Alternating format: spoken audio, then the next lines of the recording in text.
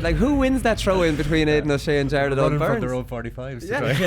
I actually think the other two midfielders just get out of there. Don't get in these two lads' way. Let's just see these two lads go for it. It's just going to be like a basketball throw up. It's going to be fantastic. The GAA Hour is sponsored by Paddy Power. For exclusive content from their GAA ambassadors and other high-profile contributors, check out news.paddypower.com. So we're coming out on Wednesday this week, lads. Conan and Conor are here with me because we're in Thurles tomorrow night for a live show. We're in Hayes' Hotel. Where it all began, lads. Where it all began. Not that the two of you really care. Are you talking about hurling on the football show? Any football fans from Tipperary, you can come along. It's a bit of crack. There's a great lineup. Check the Twitter account for the full lineup. But listen, more important things, lads. My campaign to ban the hand pass is gathering momentum here.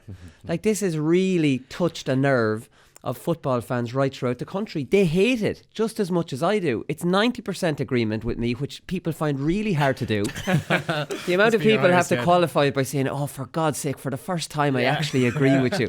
Like, I don't know what to make of that. There's a lot of people say it. Like, okay, but anyways, I'm not going to get into that.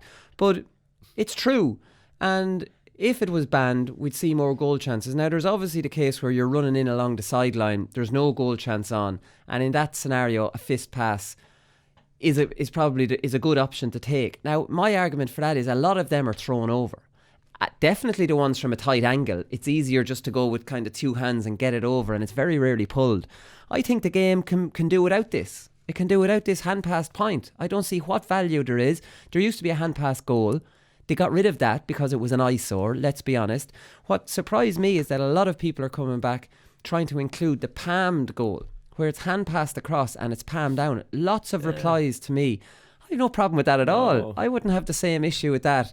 Like, there's still a bit of a setup in that. Yeah, that could be attacking a move. A good attacking move, and you throw it across and just knock it down. What are you meant to do? Catch it and kick it, and then you're over the line. Like, there's no other option in a lot of those cases. And even the goal, Luke Connolly for Cork, like, he still had to palm that over the goalie. There's a skill involved in that. The only thing about that is, I don't know, do you notice, but I find a lot of people nearly catch the ball and then throw it. Well, that's true, and that's a foul. It's never pulled up. And if that was done out the pitch, it absolutely would be pulled up. I agree with you. I think the only semi-acceptable time to pass the ball over the bar at the moment is when you're running in on the end line. But coming in at an angle. But I don't think it would lose. I don't think the game would lose a lot if that was banned. And plus, like, you know, nobody knows, you can't fist pass the ball into the goal anymore, so nobody tries it. So if it was brought in, nobody's going to try and do that hand pass, and it'll be a reward for good defending as well. If you're defending and you show that guy the line, and you can just, you know, that would be an option for defenders rather than letting them cut inside. So I don't know. I think so. This could be your legacy now. The Woolly Mark didn't. Hang on, the offensive mark will be in next year. Yeah, true. And wait a minute, one of my championship restructures is the CPA's championship. One of the CPA's championship restructures. They didn't just credit me. And they're in on the new review this year, so I'm still holding out for my restructure to get in the mix here. I don't want to shit on a rule change again, but I do have to say I was getting a lot of grief in training on Monday night, because I wouldn't be a stranger to a hand pass point, and boys are like, "Geez, you've some nerve sitting there quiet listening to those boys." Well, I did it a few times myself. Now, I don't think there was necessarily a goal on, and I was terrible for scoring goals, so you have to put context in a lot of the lads doing this. But I still think if I'm straight through on goals in a final, you have to go for goal there. I know I wouldn't hand pass it over in that situation. What about in Donegal's case, where they got 3 in the second half, and then as it turned out, they might have been important because the Cavan goal brought it back to 4 points. So then Declan Bonner, be like the 3, kept the scoreboard ticking over. There was 3 people over the other side. It was a straight hand pass across. Like, I thought they nearly felt sorry for Cavan. No goals. And you're saying, Conan, if the 3 goals were missed, sure, if one of them were scored, it covers the other 2. But I always think of the worst. You do. You're a complete and utter pessimist. Billy Sheehan texted me the other night, says, "What are you talking about with this stuff?" Like, he loved the hand pass point. He lived after he said, "I scored 3 hand pass points last weekend." So listen, there's a lot of people protective about this hand pass point. I genuinely think, without making a big deal out of it, it does nothing for the game. I don't see what it does for the game. And if we're losing goals because lads are tapping it over the bar, I think that's definitely a bad thing. Michael Meehan from Galway, who knew a thing or two of scoring goals, he thinks 4 points. He replied back to me, says 4 points for a goal would be enough to encourage more attempts from the examples you mentioned. It was crazy stuff. So he's in agreement. It was a bit crazy last weekend. 4 points for a goal, I would have no problem with that. I would have no problem with that. Like, I mean, if that would, geez, you'd imagine Dublin's final scoreline in Leinster finals then would be 10-10. They could really run amok on it. But what would you think, 4 points for a goal? I don't think there'd be too much of a big deal about it. Yeah, like, because rugby did it for the tries up 1 point to encourage more. Yeah. When you suggested it originally, I was thinking, well, boys will just clip it over anyway with their feet, because it's not the skill, it's the idea of just keeping the scoreboard going. But but it was 4 points, and obviously there's a bigger reward, so you might go for it and put the game beyond doubt in that sense. Yeah, no, exactly. Right, we have to talk about Marty's special report. We didn't have time for it on Monday. We had just too much to get through. And look, it was very disappointing, wasn't it? Like, I mean, Marty managed to get all these big players in this game. Like, we had Tom Ryan here on the show, but like I've tried to get John Horan on this year, couldn't get him on. I've tried to get John Costello on the show before, couldn't get him on. I wouldn't really ask Mick Reynolds, but he had them all together for like at the same time or in the same show, and didn't get anything really out of it, did it? Kind of like, the problem with Marty is he lets them do their PR job and doesn't question them, or maybe he hasn't researched it enough to question him.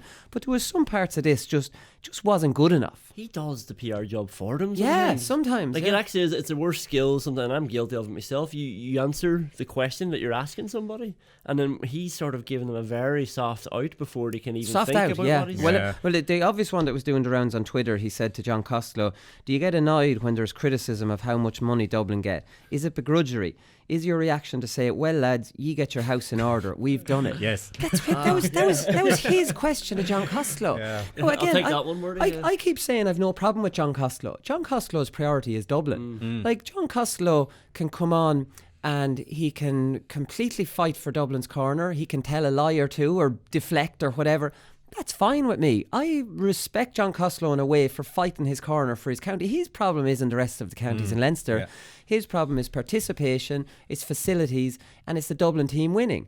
Why would you have a problem with John Costello? My problem was with Tom Ryan and John Horan, because John Horan used to be a dub. He was over their minor teams. I was listening on Morning Ireland the other day, and then he's Leinster Council chairman. Immediately have to go neutral, and immediately as GAA president, you have to be neutral. And he's saying, in my time of chairman of Leinster, we introduced the Leinster project, which created a model within the province similar to what is in Dublin. If clubs contributed to a portion of the employment of a coach, they would have a coach supplied to them. This has gone some way to redressing the imbalance that is seen to be there. Like, and again, he says that is seen to be there. Not just saying that is there. Like, he won't even say that. Yeah. So, like, I mean, that's the terrible thing. This East Leinster project, which I find hilarious. So, the GAA invested 1.5 million over 3 years to 4 counties: Louth, Kildare, Meath and Wicklow. Again, why those 4? This isn't an easy fix. I'd be taking the 1.2 million off Dublin and I'd be giving it to the other counties. Bang. Dublin can sustain themselves. That's a fact. And if they'll have to make cutbacks in other areas and struggle like other county boards. Right now they're flush. They can do what they want. But 1.5 million for initial 3 years of coaching, that's 500 million a year. And that's split between 4 counties. Now, these 4 counties are so far behind Dublin. Like, they actually need double, treble what Dublin are getting per player or per club to actually bridge the gap. Sure, that's nowhere near that. And this is the argument they keep bringing up, this East Leinster project. Like, this is the big fix. It's for 4 counties. It's minuscule. And for the other counties to catch up to Dublin, they need to take Dublin's and they need to tell Dublin, with your commercial revenue, make some cutbacks on all your teams and use that for your game's development. It's very obvious to me what they need to do, because the other counties need so much help to bridge this gap that's a token gesture to them. Well, everything about the report kind of screamed token gesture to me, and I think editing probably the whole RTE report to me was a bit odd. Like, I thought the timing was a bit odd. I thought the time of it was a bit odd. I think it was 7 minutes long, and like there was, I couldn't kind of get away from a kind of patronising tone. Like, as you said, Tom Ryan was never challenged. There was a couple of things he said that were probably actually not true. I think he said that the strategic report didn't recommend splitting Dublin in 2, whereas it did. No, I don't think that he said that it didn't split them in 2. What he said, in all honesty, the authors of the report at the time wouldn't have envisaged that there would be such a period of preeminence at senior football level, particularly in Dublin. So he's like saying there's no way anyone could have predicted that. Whereas they were recommending... They were recommended splitting Dublin in two. Now, at the population time, they were recommending them split Dublin in two for administration purposes. There's no way you can... And they had in the report that the population's going to explode towards 2 million. There's no way you could possibly... So hang on, Tom. Put 2 and 2 together. Yeah. We're putting this huge investment. There's no way one administration can even keep control over this huge thing. We recommend splitting into two. Just because they didn't spell it out, Dublin are going to dominate. Of course that was on the cards. Like, I mean, that was part of their thinking for splitting Dublin into two. There was a lack of acknowledgement of the advantages that Dublin have, I think, and the whole tone of the report seems to be to every county needs to get its house in order without acknowledging the benefits that Dublin have. Like it's not like Marty Morrissey mentioned begrudgery. It's not begrudgery. It's fairness. Like when you have a team that's so far ahead of the pack in terms of population size, in terms of the ability of their team at the moment, in terms of the benefits they get from the GAA and stuff. It's absolutely fair. It's incumbent on the GAA to look into how they can level the playing field. Yeah. Whereas I just thought that, like, for me, even something like that could have been the subject of a midweek documentary or something. That you look into it for a half an hour or an hour. I'd like prime time to look into it. Exactly. Not As Marty opposed to Marty Morrissey. Yeah. Exactly. That could be definitely prime time investigates of a Brilliantly Wednesday evening or something. It absolutely as should. opposed to something that's a 7-minute clip that's released on the same day of 3 provincial finals, and then they wouldn't go on prime time. They'll go on Marty because you're getting your PR job, and he's going to help you with it. Well, that's the thing. Yeah, you know? That's quite disappointing. One of the problems with the East Leinster project as well is that it says that the clubs have to sort of contribute a bit towards paying these coaches. That's easier to do when you're in Dublin because, again, there's more money, there are more people, huge there are more clubs, businesses. huge membership fees, It's easier to attract more commercial interest, so it's tougher if you're in Kildare or Meath or Louth trying to drum up that money to pay a coach. Yeah, so they're talking about reducing Dublin's games development, and I think they reduced it, and it's fairly minuscule. It actually went up slightly last year from the accounts. It went from 1,298,630 to 1,303,630. Like, I mean, so maybe they've flattened it off. And incredibly, I had John Horan on here when he was Leinster Council chairman. Leinster Council used to give Dublin a handout as well, on top of the GAA games development. And I says, this is outrageous. He says, oh, well, we're reducing that as well. Holy shit. Like, you see, we all want Dublin. Like, again, and Cheddar's right on the hurling show here. He says, why would you want to cut Dublin funding? Isn't it great to have participation rates increasing? And I'm on that side as well. So then split Dublin into 4. Like, the only solution, there's 2 solutions here. You either reduce their games development, which I think Dublin could probably take the hit on, because they've got so much money coming in. They'd have to just increase fundraising, because their fundraising is something like 50,000. Mayo's was $1 million last year. So, like, Dublin don't even have to try to fundraise because they're completely, just so flush with money.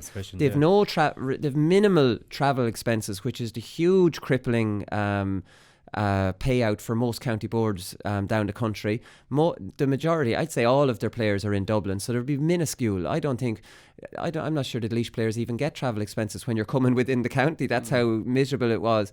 You'd only get them if you're coming from outside the county. I think that was the case at one stage. So that's it. So either cut this game's development, which would completely tighten the purse strings of Dublin, but I think they could take the hit on it, or else you keep giving it to them and you say, right, let's split Dublin.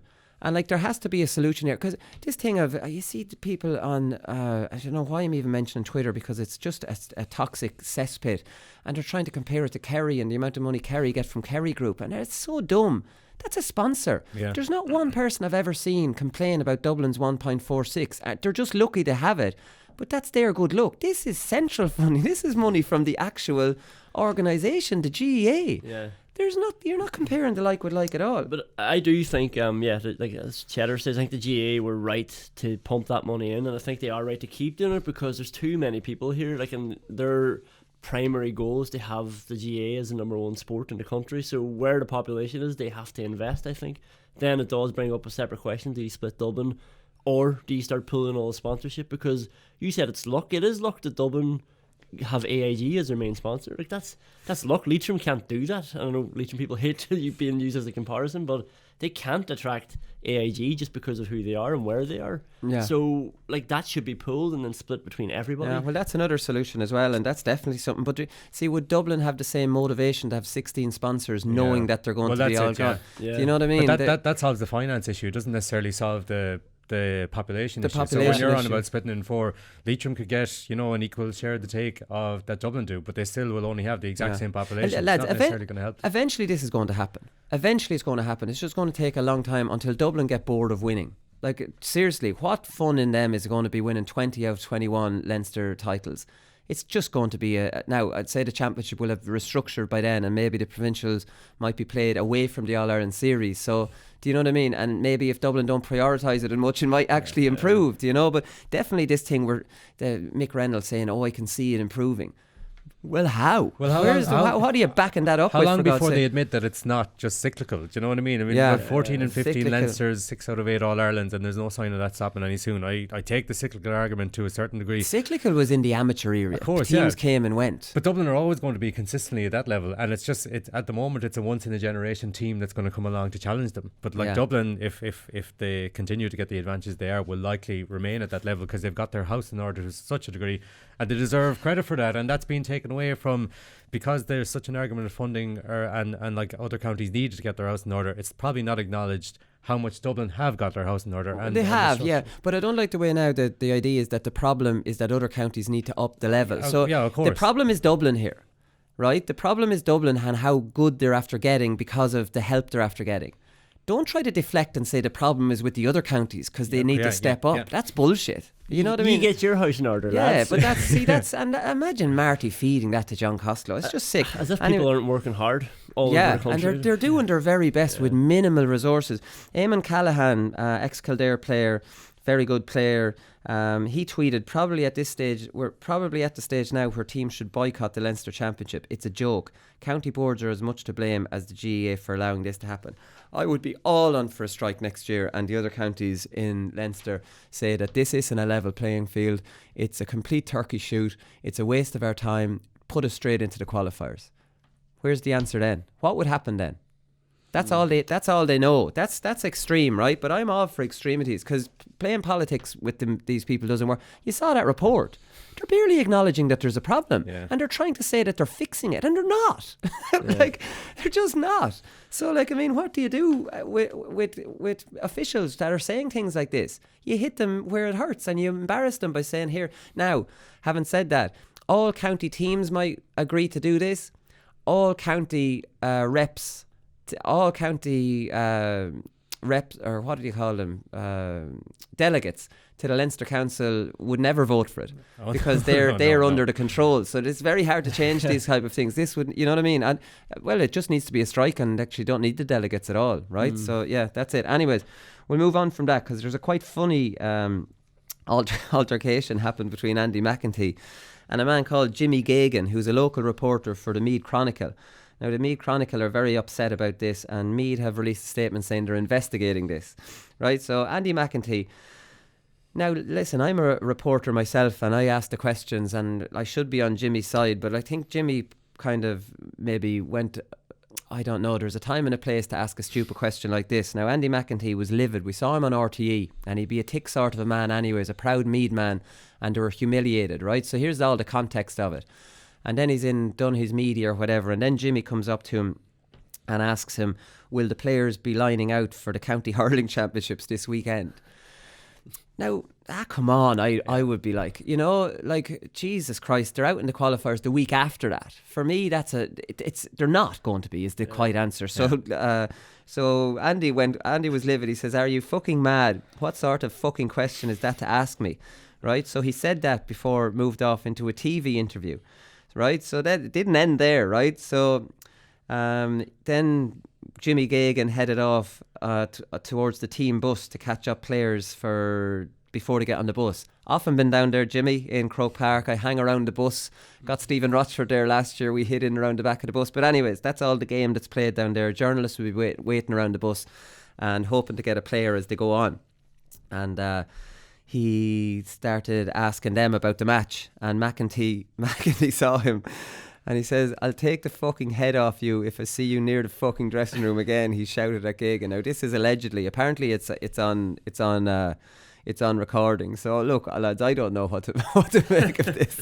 I find it quite funny, but obviously maybe Jimmy Gagan is put out by this. He's an experienced reporter and he didn't deserve that. If that happened to me, I would tell Andy to F off and tell him what I'm here for, and that would be kind of end of it.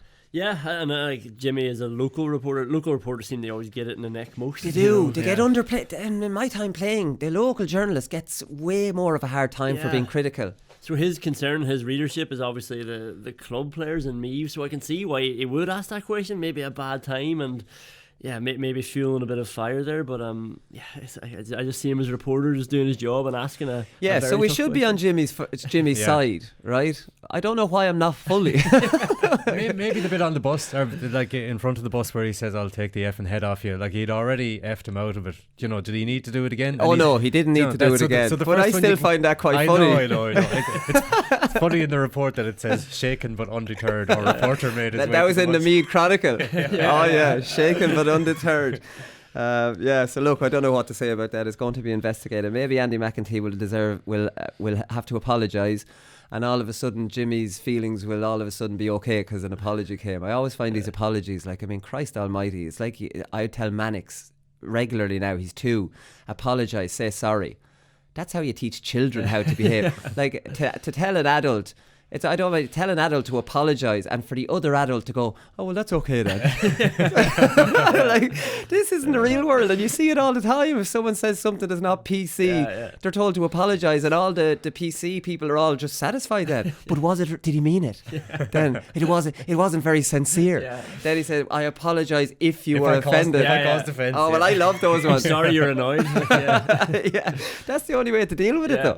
Anyways, we'll move on from that. Will it be interesting to see what Andy says to that, because Sean Patton, Donegal goalkeeper, I didn't realise this about him. So he had only played, Declan Bogue had a piece in the Examiner about this. He'd never played league or championship for Unions before he played with Donegal. So we know he played League of Ireland, but I didn't realise he'd played that much League of Ireland that he'd never played club league or championship for St. Eunan's before he played for Donegal. So instead of perform for your club and you get a county call up, he performed for his county and then he started playing for his club. Now apparently he played 2 Ulster club games in 2014 and they must have been stuck and needed him to come in. It was against Oma and Rosslea. Rosslea, okay, thanks Conan. But that's a good one. I thought it was interesting, and he's just a sensational player. So Donegal are very lucky. Bonner headhunted him when he came in, and he's keeping Durkin off the team. So I find this fella very interesting. He's only a slip of a fella, and he's a booming kick out. Yeah, I remember talking about him last year and then felt like he probably let me down a bit because I had been talking him up and I heard that Donegal went after him or Declan Bonner went after him because was it Sligo Rovers he was with? And he's with a few different ones. He was in talks with Cork City when Bonner took him. Yeah, and like they had an idea of how they wanted him to play and stuff like that. So I was really keeping my eye on him and he did alright last year, but it wasn't anywhere near what he's doing this year. But I suppose that's obviously he was actually he was understudy to clubmate of mine, Micheál Slingerman and Sligo Rovers. And then Slingerman, yeah, you were talking about last year when I wasn't there. And Micheál has actually been involved with Mayo this year. He played with the juniors there last weekend, but and he was on the bench for a couple of games during the league. But just on Patton as well, like I thought the same last year when they got him. He looked like a soccer player, a soccer goalie that hadn't played GAA for years. But it's just like the solid foundations are always there. It's the same with like Micheál is playing club for us now. His agility is fantastic. Shot stopping is obviously there. So once you master the kind of fundamentals of the kicking and being used to maybe different high balls than you are to in soccer, you've got obviously a class goalkeeper on your hand because they've been in a professional environment for so long, So yeah.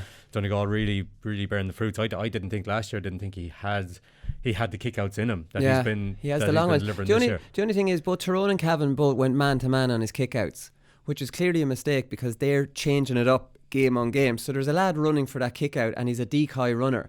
So how do you manage that? You do what Dublin do and you go zonal on it. So no matter where he goes, you're going to have players in around it. And the thing about zonal is all these runners are just going running. Yeah, they're often running towards people that are just standing in zones. So there's definitely a zonal.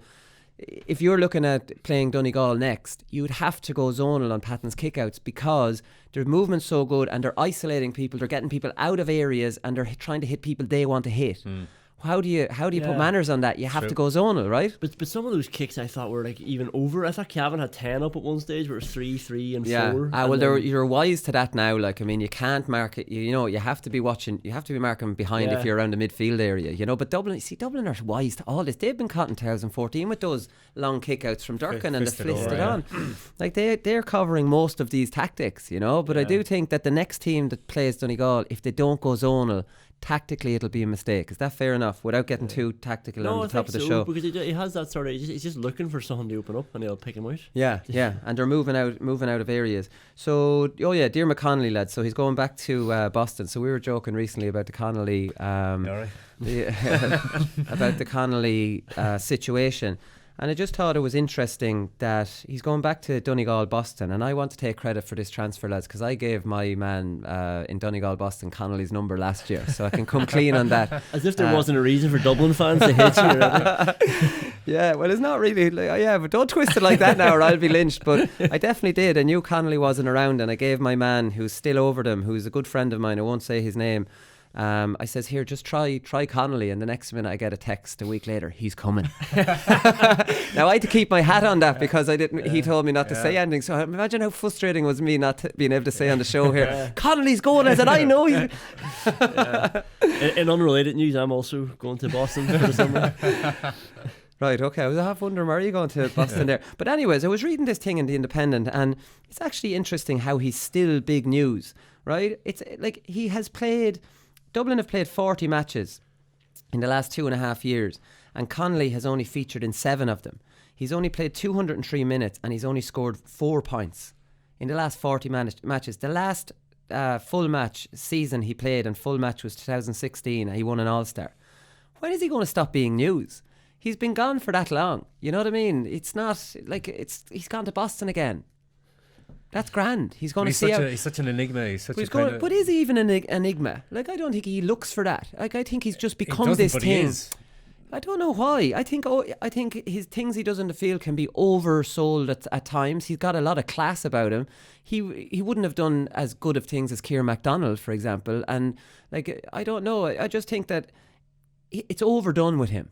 And I think it's because he's with Dublin, and I think maybe a lot of the Dublin players mightn't take a year out. I don't know, but sometimes I think he's completely overhyped. And I think in year 3 now that he's going to Boston, he should be left alone to go to Boston. At what point do we leave Diarmuid Connolly alone? I'll take this one. Connor's bristling here under the desk. I think, but it just passes Kieran MacDonald-esque. But not as regularly as Kieran MacDonald. But what he's done then also, I know Kieran MacDonald was good at running with it, but he's ran with it, he's kicked off both feet, he scored goals. Yeah, look, he's a very good player. Yeah, and like that's it. But like he's been marked out of All Ireland finals by Lee Keegan. He's been marked out of most big games by Lee Keegan. He's class when he gets a bit of space, but I don't know. I just think it's overdone on him. I think the reason though is because he's been one of the best players, even if Lee Keegan's done such a good job. Bernard Brogan's been much better for Dublin than Diarmuid Connolly. He has. He's done it. He's scored 2-2 and all. Bernard's done it in big games more than Diarmuid Connolly. Now that's a fact. That's not a debate. Bernard's won All Ireland finals. He's won All Ireland semi-finals. You could probably add more to that list than just Bernard Brogan, I would say. Yeah. Apologies to Connolly. But I think actually though, if you take the Bernard Brogan example, like if he was in the same situation, if he wasn't playing with Dublin the last 3 years, we'd be looking at his club form, and it's probably worse because Connolly's playing for one of the best teams in Dublin, so he's always doing well and they're doing well. So then you start asking, why is he not involved? If Bernard Brogan was playing with Vincent's, it might be the same then thing. They play him centre back, and you're like, why I think the thing with Carlo has shot him into another kind of stratosphere of pure controversy, and that whole thing got so big because hasn't really done anything since then. And the Lee Keegan thing actually helped propel his character, I think, a bit more as well, because these were the 2 best teams and these were 2 of the best players going head to head. That was the obvious matchup. But Keegan was giving it to him. I mean, there was only one winner in those battles. But that made him more of a personality. It made him more to talk about. You come next year, Mayo and Dublin are going to face each other again. Yeah. To be fair to Connolly, he did make the difference when he came on at half time in the 2017 final. He did. Well, he got a point. Now, again, this is a little bit like soccer. So he got a point, he got fouled, and he gave a good pass. There's 3 things and a half. Now, I would say that's just par for the massive influence, just from kind of watching the game as opposed to like the whatever stats he kind of had at the end. But I think in 2017 Dublin needed him to come on and maybe beat Mayo that time. Dublin don't need him now, so probably the longer it goes on without him being involved, the less he's going to go down in the news cycle. Yeah, and I think that's it. I think his career from now on is going to be just going to Boston for the summer, making a few quid, coming home playing with Vincent's, and what's wrong with that? The way I look at it. But next year we'll be back to saying carry on again. Is Connolly coming back? If I have anything to do with it. Conan, the ringleader of the whole thing. Right, we'll come back and we'll look at the matches at the weekend.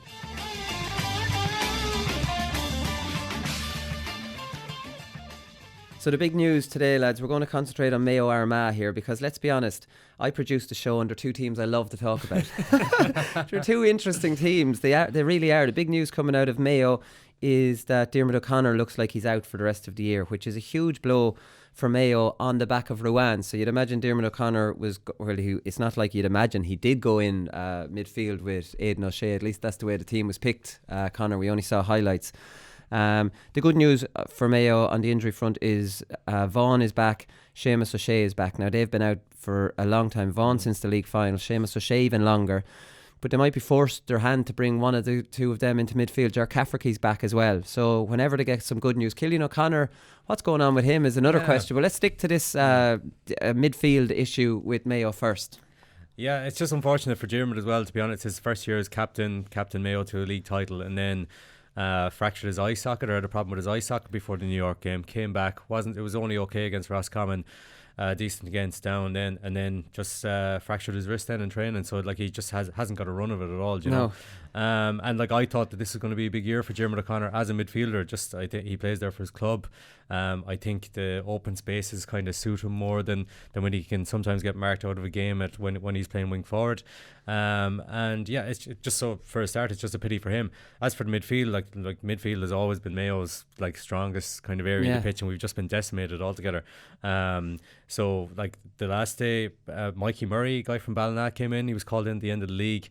Came in, did reasonably well against Down by all accounts. I don't know much about him because he had played Mayo underage, had played well for Ballina, but at the moment I think it's looking like either him or Stephen Conan, who plays there for his club, could come in. Because so you think neither Vaughan nor Seamus O'Shea are ready? Just because they've been out for so long. Like I can't remember the last time Shamey played, and Donny hasn't played since the league. Now, what about Parsons? He's way off as well, isn't he? Well, I think so as well. Well, it's been over a year now since his injury, but there's been no reports of him being game ready or anything like that. So it looks, I would imagine, probably Stephen Cohen because of experience, and he has actually during the couple of runs that Mayo have had in qualifiers, he's played there. He's probably the fittest man in the panel.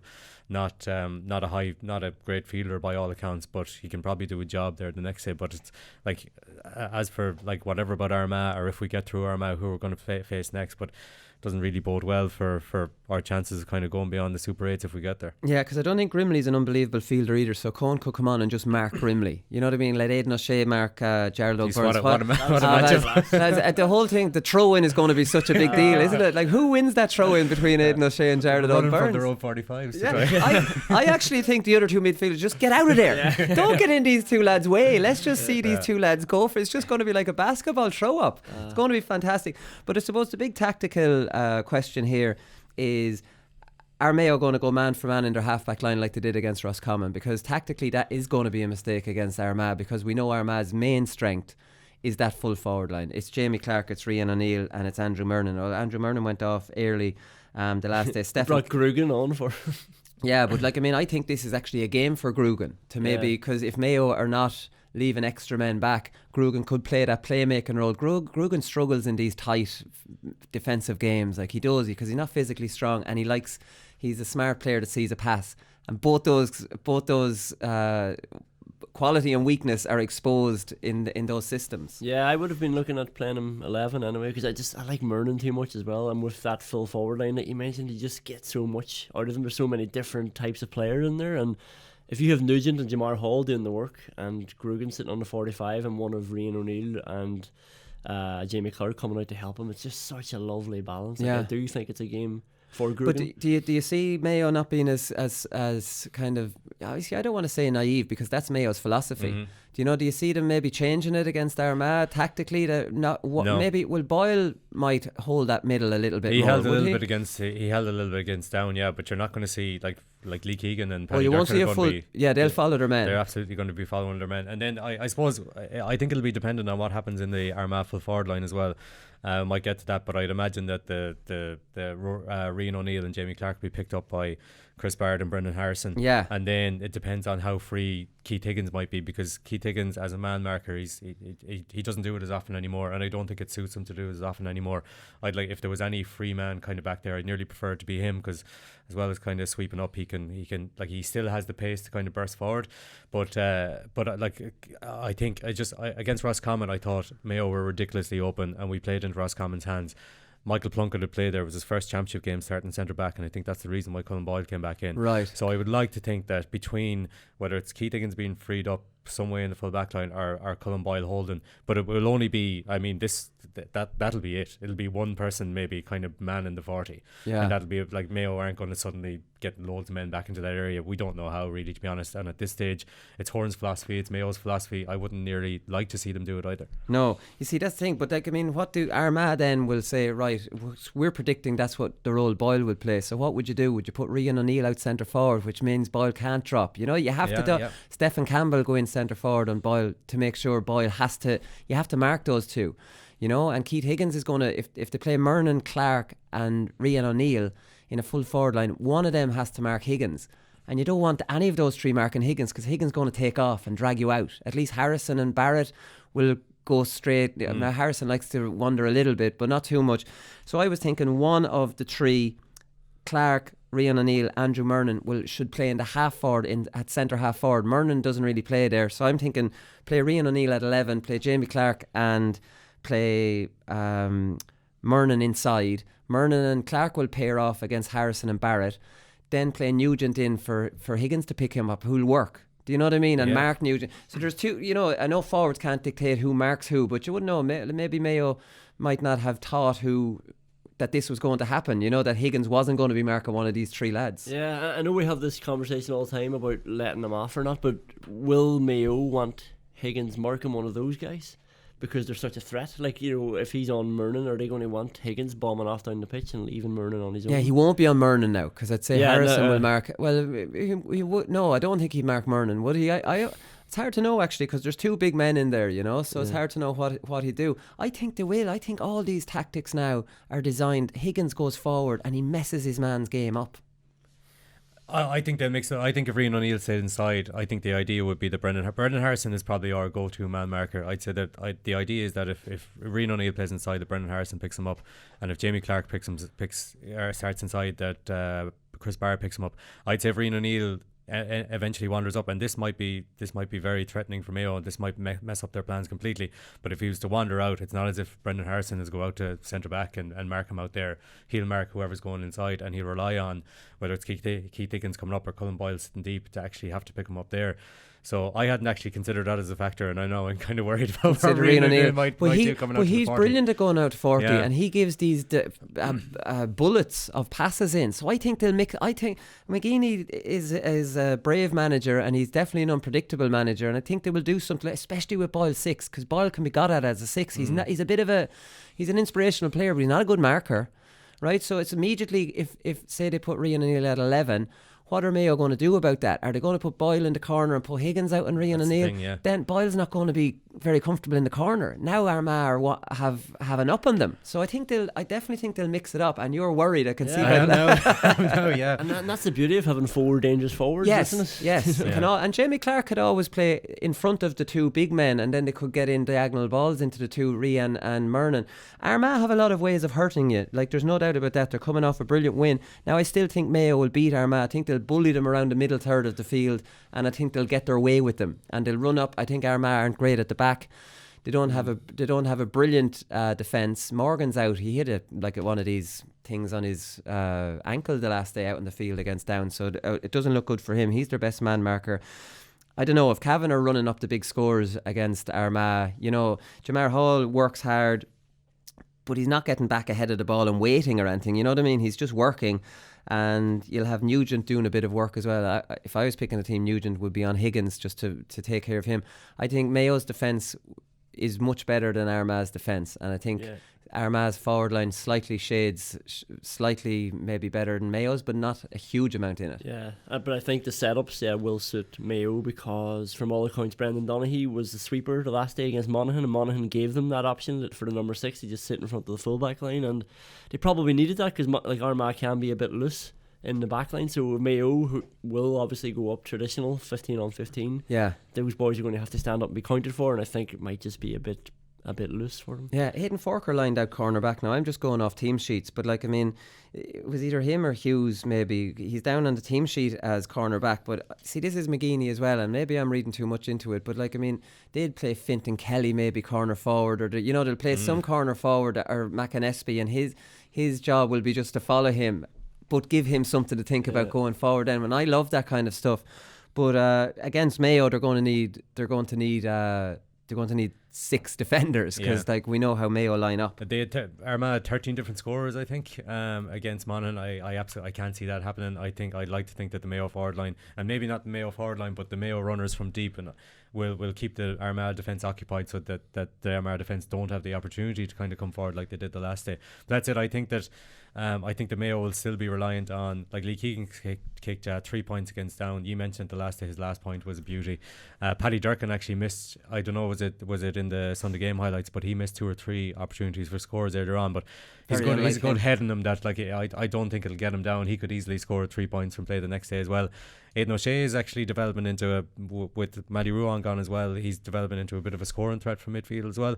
So I think that's where Mayo's threat will going to come from. And as you said, well, my fingers are crossed anyway, that the Mayo middle 8 and that kind of driving from deep and that physicality would be too good for an Armagh side that are getting there, but maybe not at that level just yet. I see that's how the game going. I see this being a classic. I'm really looking forward to it. Like, I mean, what do you think of Conor Loftus? He scored 1-4 from centre half forward. Like, him and Fionn McDonough, there is a very new look to this Mayo team, isn't it? Like, I mean, if there is going to be a shock with the Mayo injuries and with the new look to it, and the Castle Bar factor, which they don't like playing. I wouldn't be blown away if Armagh are going to kind of come and maybe win by a point or two the next day. But mentioning Conor Loftus, he's got a lot of chances in the last few years. And to be fair to Conor Loftus, he's mostly been used as a corner forward, whereas he plays centre forward for Crossmolina. He's better coming on to the ball than he is kind of receiving the ball with his back to goal. And just on that, because he is a good direct line runner, isn't he? Yeah, very much so. Kevin McLaughlin is also better with his coming onto the ball than with his back to goal. Persistent with him at 13. He's been struggling at 13. His confidence seems a bit down as a result. I would be in favour of Kevin McLaughlin coming out to the half forward line. The only problem is who you throw in. Jason Doherty would probably be the obvious candidate from that half forward line. Fionn McDonough came back in after a few months gone and kind of built on the form he had in the early stages of the league. 2 points, and he's a really hard worker. He's very involved in the game. He likes to keep it wide, but at the same time tends to be involved a lot, which is what you want from a kind of productive wing forward. So good sign from him, good sign from Conor Loftus, and good sign from Mayo is that with Killian O'Connor out, Conor Loftus nailed most of his frees, and a lot of them from the wrong side for a right-footed kicker against Down as well. So he has a goal in them too, as he showed against Down, and as he showed in the past as well.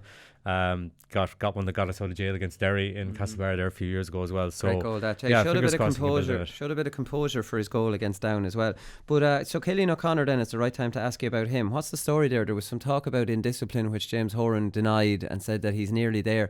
Is this relapsing, or he should be back by now, right? That's all I know. I mean, James Horan was asked after the game the last day, was it something to do with a disciplinary issue? I'm not sure where that's just in response to the Mayo rumour mill, which is quite busy as it always is. But so he's had this long-term injury, and James Horan just said that he's not just quite at the fitness level yet. And it's interesting that when Mayo released that statement today about all the players that participated in training last night, that Killian O'Connor wasn't amongst them, and this after James Horan said that he's very close after the Down game, and he said he was very close after Roscommon game. So that's about all I know, but it's kind of concerning, because like, if he's not used this weekend, like, when is he going to be used? Because Mayo are looking, with all their injuries as well, that we could be hanging on if we are going to get to the Super 8s. Yeah, no, exactly. I was just thinking there, if O'Neill went in at number 11, Lee Keegan would probably go across on him, and that's what Rochford would do. Boyle would go onto the wing. Yeah, but has Horan been putting Keegan on his good player? He has. He put him on Shane Walsh against Galway, didn't he? But Shane Welsh was kind of playing out there anyway, whereas Rochford would. Right. But like, if Shane Welsh moved inside, Lee Keegan's job would be to go inside with him, no more than he did with Quinlivan and Sean Kavanagh, whereas I think he's been keen to have Lee Keegan, which I like, have Lee Keegan operating around the half-forward line. So that could be an option too. Keegan would relish that as much as Keegan relishes going forward. The other thing he relishes is facing up with a man who's been touted to be, the opposition's best forward and putting them in their place. So I wouldn't be I'd be happy enough if I saw Lee Keegan kind of lining out alongside Rian O'Neill the next day. Yeah, how do we see this going, lads? We might as well get the predictions here. Mayo are 4-11, Armagh are 11-4. I wouldn't have it that much in Mayo's favour, but at the same time, I'm fancying Mayo to get over the line in a classic that I'm really looking forward to. Sky have done unbelievably well to get these 2 games. How on earth did 2 brilliant games come out of that hat on the weekend Sky had committed to playing 2 qualifiers? Yeah. I know conspiracy theorists here, but this was not this. What do you do? Warm up the balls, maybe? Okay, this is a joke now. I'm going with Mayo as well. I think it'll be 15-15, and just going by the Cavan game where like Armagh just looked open and Cavan took them for 23 points that day. And we've seen in the past Mayo coping with the Dublin forwards when it's 15-15. So I think they could still, even though the Armagh forwards are class, they still have enough at the back to cope with them. Yeah, we should savour these games though, lads, because this is a game, and if this is not a good game, I'll be amazed, because these are 2 managers that have a philosophy on the game, and when these 2 meet each other, yes, there will be times when both teams will have 12 outfielders back in. Generally, they'll be following a man, and they'll just end up back there, and the attack has been slowed down. When kickouts are won, both teams will try and get it down as fast as possible, and there'll be one-on-ones. Yeah. Like, this will be a throwback to when we used to see that kind of thing in every game, you know? And I'm not complaining that that's not in every game, because it's nice to have a variety, but when we have 2 teams like these 2, like Dublin, like Kerry, who all get men behind the ball, but who will give you one-on-ones if you are smart enough and fast enough with your attack, I think that's fantastic, and I think this, like I said, Sky are lucky to have it. Where Mayo, I presume you'll be going for Mayo, Conor. Yeah, Mayo are the longest odds of anyone this weekend, which kind of took me aback a little bit, because shortest odds, you mean? Well, they're shortest odds. Sorry, yeah, Armagh are the longest odds of anyone this weekend, which I found a surprise. But the handicap is +3. You can get Armagh +3 for even money. If I was betting, I'd go for that. But yeah, Mayo by less than 3 points, basically, is what I'm saying. Right, okay, great stuff. We'll come back with Paddy Power predictions.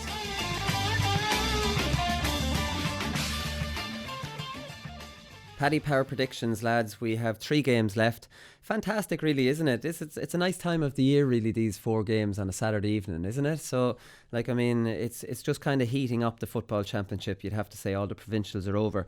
I'm calling this the Curragh or Nowhere, because the Curragh boss, Derek McGrath, was complaining to the Racing Post. He says, certainly it's disappointing for the derby itself, given the proximity of both events. Well, an approach was made to the GAA, but we have to respect the fact that it has a lot of matches on during the weekend, and it has to make decisions in the best interest of its own sport. So this game is clashing with the derby in a completely revamped Curragh. They did a lot of work out there, so I suppose that is disappointing that couldn't have just been put on at 7 and the other one at 5. It wouldn't have made too much difference. It's not like the Sky numbers are off the charts anyways. Not that many people watch Sky, and a lot of people will actually miss the game. So I would have have accommodated that. But then again, it clashed last year for Newbridge or Nowhere, which Kildare were more than happy to get. So maybe the GAA are like, don't come to us. Do not come to us with this now. And I don't think it wasn't Kildare GAA that came to them. It was the Curragh themselves, which is a completely different thing. But anyways, this one is Paddy Power has this price 9-4 Kildare, Tyrone 4-9. Hard to know how to make of this one. We've been talking about Tyrone, about how they went back to basics and back to what they know against Longford, according to Sean Kavanagh, who was at the game. Now the thing about it is we're not sure how Tyrone are going to line up from game to game, which is a really strong thing, and it's something that them practicing a second game plan is going to have teams completely guessing. Now, in my opinion, this is a game that, now they could blow Kildare away with their counter-attack game. Kildare have played Fermanagh last year, and a bit like Laois, you play against one defensive team who are getting back ahead of the ball, you've played against them all. So Laois were able to beat Carlow comfortably in the end. Kildare hammered Fermanagh. They just didn't take the ball into the tackle. I think Tyrone need to remember the reasons that they went away from that game is because teams tactically were figuring it out. Now, against Kildare, a team who aren't going to leave a full-time sweeper back in front of Cottle McShane, maybe it's time to put Donnelly back in beside him for this game and then have people really guessing for the next round, how the hell are Tyrone going to play against us? Yeah, it's great that at the very least they know that they have another option. Like, you know, the Donegal game, it was going bad and they didn't change anything. They didn't even go back to what they used to do. Yeah. And against Dublin, how did they react last year? They ended up just putting Colm Cavan in full forward and hadn't worked on anything, like, you know, so a couple of balls went in, Howard cleaned them up. But Now they've worked on this for most of the year. They have 2 very clear, very well worked game plans that they can alternate to. And Mickey Hart actually said it was in the Independent. I couldn't find it online, the exact one, but I was reading it in a coffee shop. He said you actually need more than one game plan within a game. And I was like, well, it's about time the penny dropped on that one. But like now he clearly does. And the message can come in during the game that Donnelly goes in, Hart and Sludden push up, don't drop as deep, let's try and get a goal. Like, this is a huge string to their bow. But it's also, there's very clear indicators. Like, so somebody like Donnelly going in, that's very obvious to a team then, how they're playing. Hart and Sludden will stay further up. Then they'll know, right, this kick is on. And then the whole pattern changes. It's not just change it to a long ball. When they see Donnelly go in, that's the trigger to change everything up. So, yeah, I think it is exciting. I just hope that they will show a bit of flexibility. I think for the Kildare game, they will just stick to the counter-attack and brush them aside. Do you think so? When did he say it's important to have more than one game plan? Did After he say the Longford game. After the Longford game, okay. Because like I was wondering, did he say that before the Donegal game? No, I don't think he thought about that before that game. I just thought, like, because I just thought that Donegal or Tyrone would have been so spooked by having been so comprehensively outplayed by Donegal that I'd fear for them that they'd just say, right, we'll stick with what we know and continue with this game plan no matter what happens. See, I think that's a mistake. Now, having said that, I did say on Monday, throughout the qualifiers, it hasn't been a mistake. This has been a successful game plan for them. Now, against Meath, they nearly came a cropper because Meath were smart that day and turned it into an arm wrestle. Some teams are stupid going into it. I think Kildare, tactically, Cian O'Neill will have them drill, lads. If they're dropping off us and heading backwards, don't rush the attack. Slow down. Wait till we get into our pods and try and get through them Dublin style. That was a criticism I had of Cavan against Donegal. The minute you see them retreating off you, calm down. Yeah. This isn't a counter attack. Calm down. We don't have them out of position. Let's wait until we get all ye up. We'll go on our shield outside it and we'll try and punch holes in it. I think that's what you have to do tactically, with Tyrone. So I think Kildare are at that level of sophistication in that they have played defensive teams and done well against them. And I remember the Fermanagh game. They destroyed Fermanagh. They did not take the ball in the tackle. They looked well drilled. And I think against Tyrone, if Tyrone want to go down that road, that Kildare will be able for it. Now, Newbridge is such a bloody tight pitch that getting through Tyrone in Newbridge, if they're dropping bodies back, it's going to be difficult. Yeah, it's going to be very, very difficult.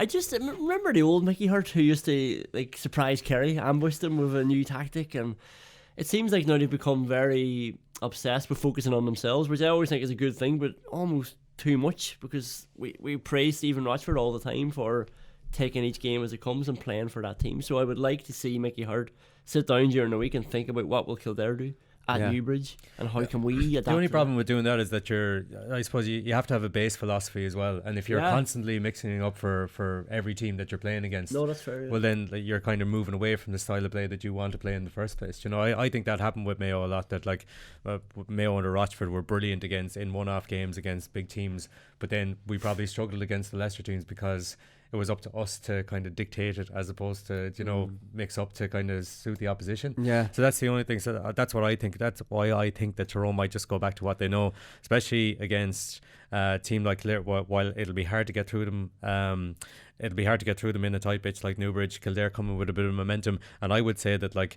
Tyrone would have thought last year that there was a few teams that playing the way they play, they're just not going to be good enough for them. I was thinking of Roscommon last year, Cork, who were in a very bad way last year, so they probably don't count. But I would say that they probably see Kildare on that level as well, and think they can beat them doing what they know. Yeah, and plus Mickey Hart will have seen the Leinster final. He'll know Adam Tyrrell is shooting the lights out. Neil Flynn got 8 the last day, and Ben McCormick was brilliant against Dublin.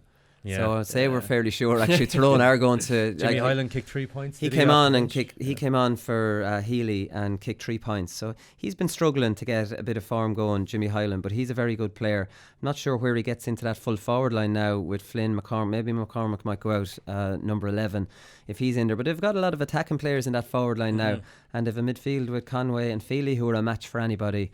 As well, but look, I think you'd fancy Tyrone strongly in this one, even though Kildare are very good in Newbridge, and Tyrone will be very nervous about this one, but you'd slightly favour Tyrone, right?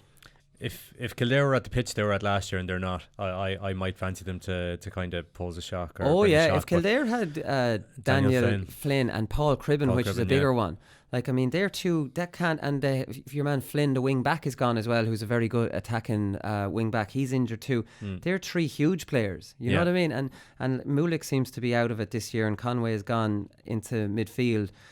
You know, which is fine, but I'd give Kildare a real chance of beating Tyrone if they had their full team. You know, because they're such important players. But with this team, I'd go with Tyrone. I'd still be backing Tyrone even with Kildare's full team. Just Tyrone have been so consistent. I don't think they even get enough credit for that. They had a couple of blips in Ulster, but they've been getting the semi-finals and the final regularly over the last 4 years. So I expect to see them there again this year as well. Yeah, exactly. Okay, good stuff. Westmeath and Clare, lads. This is in Cusack Park at 6 o'clock. Westmeath, incredibly, for as far as I'm concerned, are favourites in this one. Clare 11-8 outsiders, which I think is the bet of the weekend if you're that way inclined. I can't see how Westmeath are going to be able to handle Gary Brennan in midfield. I can't see how they're going to manage Owen Cleary, Jamie Malone, Tuberty up front.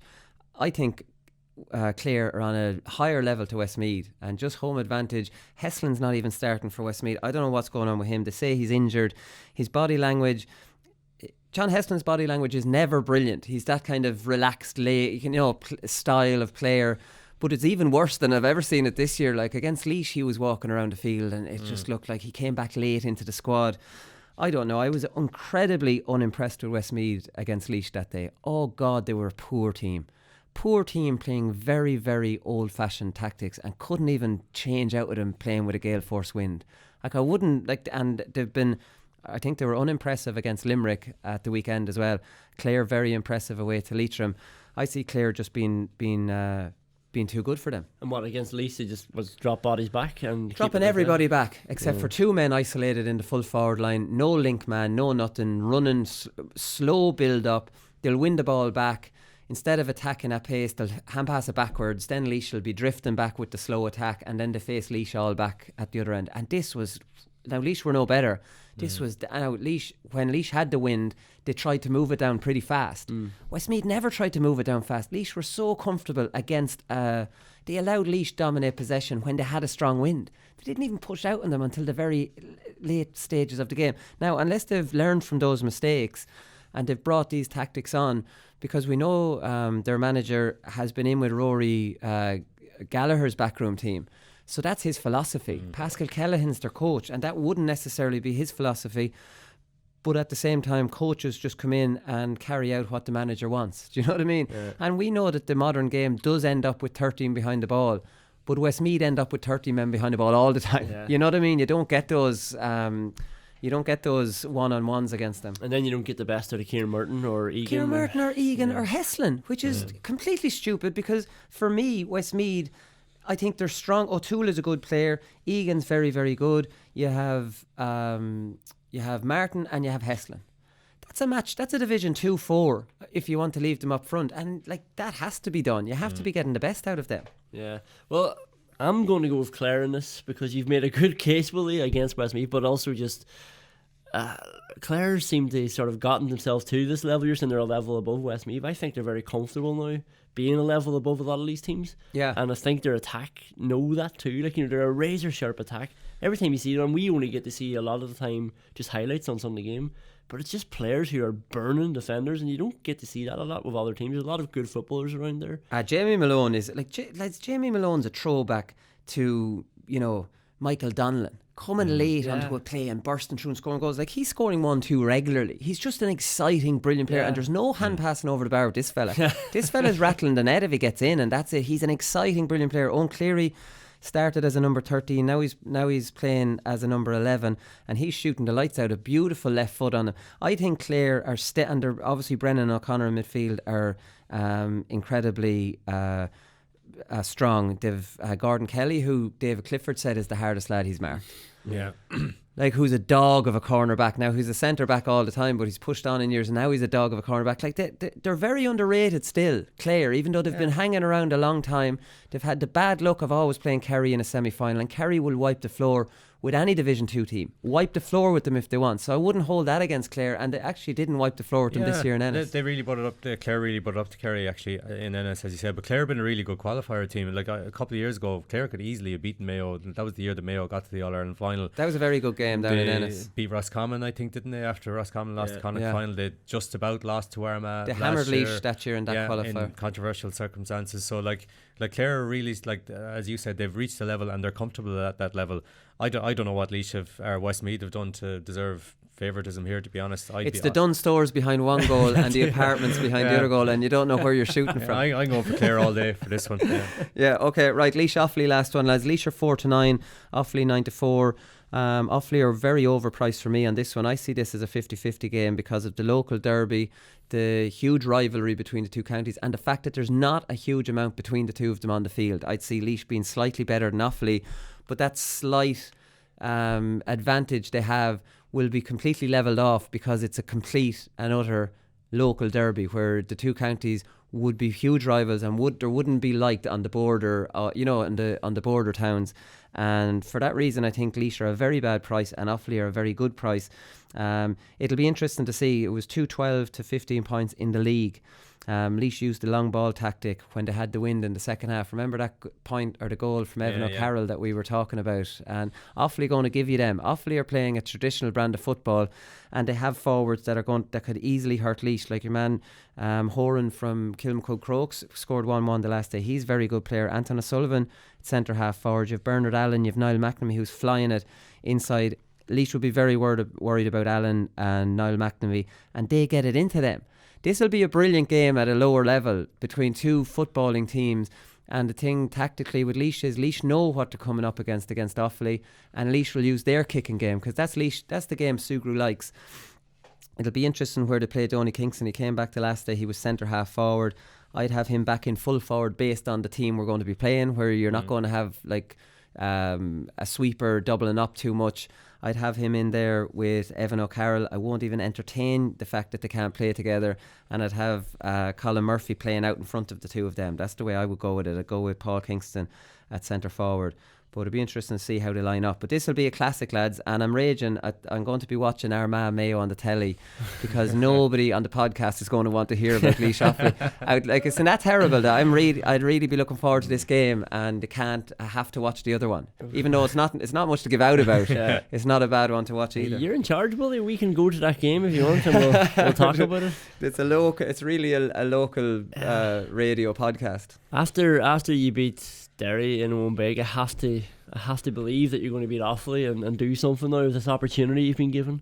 But surely as well there's going to be a lot of confidence now. I saw the celebrations after the game against Derry, going away, big trip like that, traditional county, and coming back with a big victory. Both teams were terrible. Brendan Devaney texts me after the game and he says two shit teams, Laois slightly less shit. I just went back. Very good analysis. Thank you.